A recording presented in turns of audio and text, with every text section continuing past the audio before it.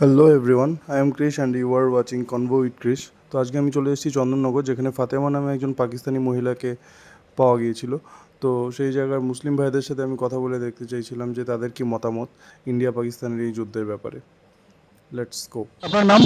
মোহাম্মদ হায়দার আলী। যে পেহেলগামে যে অ্যাটাকটা হয়েছে তার প্রতিবাদে ইন্ডিয়া সিন্দুর অ্যাটাক করেছে কালকে, তো সেইটার সম্বন্ধে তুমি কি বলবে?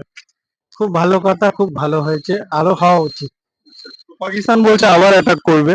আবার করবো আমরা। সিন্দুর অ্যাটাকটা সম্বন্ধে আপনি কি বলবেন? এটা কি ঠিক হয়েছে না ভুল হয়েছে? একদম ঠিক দরকার। আমরা সবসময় চাইবো ভাই একটা শান্তি হবে, যাতে যদি আমাদের উস্কানি দেয় তাহলে আমরা বা কি করবো। আমাদের সরকার যেটা করছে ঠিক করেছে। इंडिया को पूरे ताकत के साथ पाकिस्तान से मुकाबला करना चाहिए, उसको बर्बाद कर देना चाहिए, बर्बादी उसका बंद कर देना चाहिए। हम इंडिया के साथ हैं, इंडिया का सपोर्ट कर रहे हैं, पाकिस्तान को धूल चटा दे। पाकिस्तान बहुत ही गलत काम किया है। हिंदुस्तान जो इसमें जो अटैक कर रहा है बहुत अच्छा है।